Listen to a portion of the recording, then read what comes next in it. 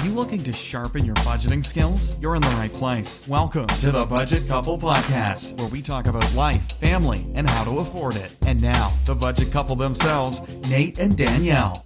Welcome to the Budget Couple Podcast. I'm Nate. And I'm Danielle. And this week, we're going to be answering a listener response to a question that they previously sent in. So we answered the question online. We sent them an email, making sure everything was okay. And then they had a couple other things to send to us. It was a longer email, so we're not going to include everything, but we're going to include the parts that we found most interesting and what came up during our own personal conversations, which may or may not be interesting to you. So let's go ahead and get started here. All right, I'll read a portion of the listener question so you guys can have some context to what we're going to be talking about. Our goal was to get our mortgage down to a certain amount by paying extra, but I'm rethinking this and considering opening Roth IRAs for us instead. I would ultimately like the house to be paid off in 15 years total, but the gains on investments may be a better route. And they let us know that they have a 3.75% interest rate on their house. So torn. Well, I really resonated with this, and that's probably why we immediately did this, as our most recent podcast here, because I have been torn over this as well over the years, and we've talked about it off and on, but we haven't talked about it in a little while, so it kind of gave us the chance to think on it and chat. Now, one thing to tell you guys too, they did mention that they are currently putting we believe this is correct, $38,000 a year into a 401k between the two of them. So they're each maxing out their 401k. So that's awesome for one thing. I'm super jealous, and it's great that you guys can do that. But before we get into this idea of house payment versus more retirement savings, we want to just take a moment to talk about the Roth and the 401k. So we really love our Roths, and Nate will go into why in a second here, but we would really suggest maxing out the Roth IRAs before you start getting into your 401k. So right now, they just upped it for 2019. You can put $6,000 a year into your Roth IRA. And you both can, if you're married, you both can have a Roth. So that's $12,000 a year that can go into a Roth. As long as you both have an income as well. Yeah, sorry for that clarification. So we would suggest doing that first, maxing out both of your Roths, and then whatever you have left over, put that towards your 401k, and by all means, go ahead and max those out as well if you're able to.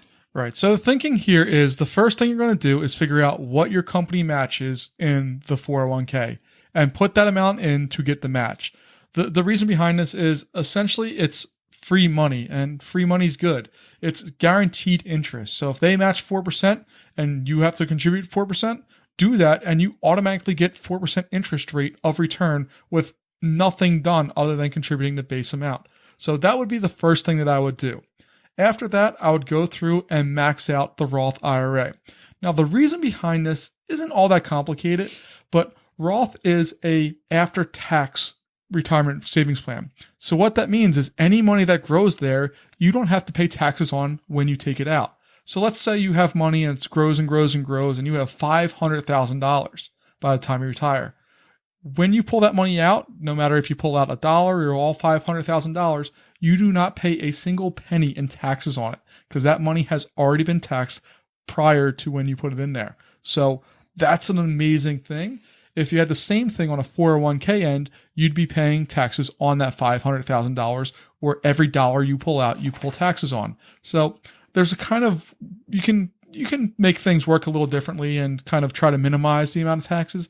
But really, I'm a big fan of Roths because when you retire, you don't have to worry about any taxes on anything. And I'm a big fan of that.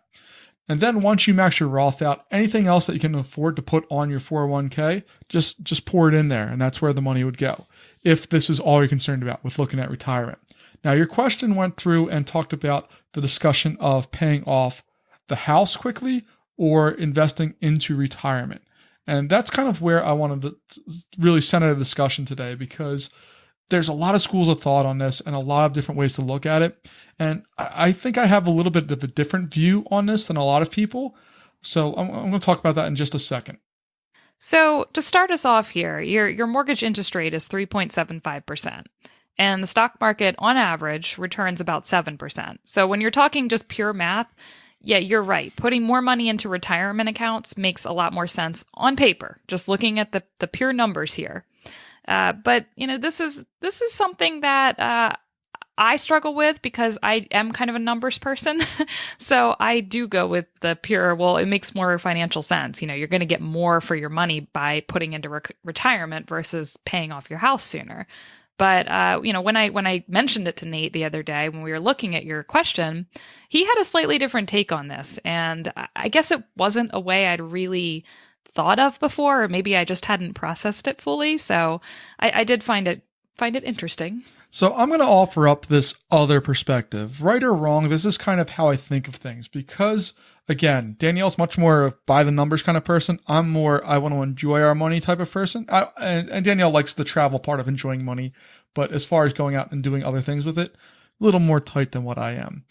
But what I look at this is, if you have a good, healthy retirement account already, that's great. And I highly advocate putting money into retirement, as we've already discussed. That's one big thing I like. But retirement accounts have one serious, large problem with them. And that is that you can't touch the money until you reach retirement age, which generally is around 55 for most accounts. But I have a feeling that's going to get bumped up as time goes on here. So if you're, let's say, 30 and you have, let's say $1 million by the time you retire, that next 25 years, if you go through, if you're 30 and you retire at 55, you can't touch any of that money without massive penalties until you retire. So all that money's just sitting there, out there, and you can't do anything with it. That's fine, but what I want to do is I want to be able to enjoy my money, and I want to go over and look at freedom that money gives us. And paying off your house as quickly as possible, in my opinion, gives you a lot of freedom. Because now that you don't have a house payment, all that money that goes into your mortgage is now yours to do what you want with every single month. So in our house, our mortgage payment is about $1,700 a month. That means that we would have $1,700 a month to do whatever we want it with. We could put it towards travel. We could put it towards cars. We could put it towards computers. Or if it was in Danielle's world, we'd put it just in savings and we just hold on to it. But what that does is allows you to have a lot of money available to you every month to do what you want with, so that you can go traveling, you can take time off of work, you can really do what you want because you're not worried about a giant monthly payment every month where you have to have a paycheck to do it. It's already done. You already own the house. And if something major comes up, you could potentially sell the house and make more money on it that way. There's a lot of options you have when you own your house and you don't have any payments left on it. Yeah, and this is something I hadn't really digested before. Obviously, I knew it, but thinking of it this way was just a different perspective than what I'd had in the past. And it does resonate with me because I do like the idea of having the freedom to retire early if I wanted that. And that doesn't necessarily mean not working anymore, but it does give me the option to try something new, take a little bit of a risk, maybe work part-time, or just do something totally different. And I like knowing that I would have that freedom potentially pretty early on in my life if we get our house paid down really quickly. And, the direction we're going, I think we're hoping to have it paid off within the next 10 to 15 years. So for us, that would be really cool to be able to have that freedom by the time we're 50 or even a little sooner. Yeah, I'm hoping by about 45, we're able to have our house fully paid off. And then we have a nice period of time, 10 years, where we have a good chunk of money that we can do what we want with every month. Yeah. And of course, with my travel, I would love the idea of being able to have that freedom to travel a little bit more and not worrying about the money side of things. So it's definitely something that got me thinking. So what we tend to do and what we'll probably to some extent stick with is making sure we're putting that 15% down on retirement. So making sure that we're maxing out our Roth IRAs and then putting the rest into our 401ks. We also make sure we get our company match as well. Well, I do. He has a pension. Public school doesn't do that. So he has a pension, and of course he's putting towards that whether he likes it or not. So we have all of those things going. So we make sure that we're being smart about our retirement. We're not just scrapping it and not thinking about it. We're putting a good chunk into it.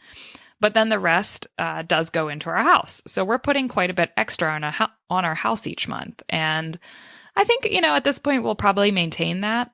But it's a good discussion to have every so often just to make sure you still have the same goals and that you're, getting what you want out of your money.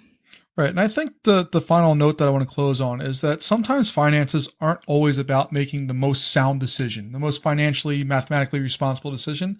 Sometimes it's purely about lifestyle. We both, I think, want to be able to retire early and travel. And also, if we waited till 65, which is the normal retirement age, if we waited till then, our health might not be as well as what it is now, where we want to travel and see the world. And if you can't walk as quickly or as ably as what I can now, that goal is not as attainable anymore. So having extra money and paying down the house enables us to have extra money and enables us to have freedom, which is the lifestyle that we want to have. We want to have as much freedom as possible to go, do, and see what we want. And I think that's kind of where my thinking on the idea of the retirement versus paying off the house. I love the idea of having a healthy retirement account, and all of this extra money that we're putting down on the house is because we already contribute to the retirement accounts. If we didn't do that, we wouldn't be doing money extra on the house. We'd put any extra money on retirement if we weren't doing it already. But we are, so that we have that and we do the percentages that we recommend. We're okay in that sense. We've done the math. We've looked at it. We should be fine. And we're able to put extra money on the house to do what we want with in the future. Well, I think that will wrap us up. Thank you for that question, or the follow-up question, should I say. It really did get us thinking, and we appreciate it. We have a couple more questions that we'll be answering over the next month or so here, and we're really looking forward to more coming at us. Absolutely. If you have any questions for us, you can visit our website at budgetcouple.com and click on that contact form. It is working now. And then you can also touch base with us on anywhere else that you can find Budget Couple. As always, you can also review us and help bring new people to the show. Apple Podcasts or your podcast player of choice, leave us reviews and we'll be happy to touch base with you. Thank you so much for listening, and we will talk to you in our next episode. See you guys. Thank you so much for listening to this episode of the Budget Couple Podcast with your hosts, Nate and Danielle. For more great content and to stay up to date, visit budgetcouple.com. Make sure to check out the next episode of the Budget Couple Podcast, where we'll talk more about life, family, and how to afford it. We'll catch you next time.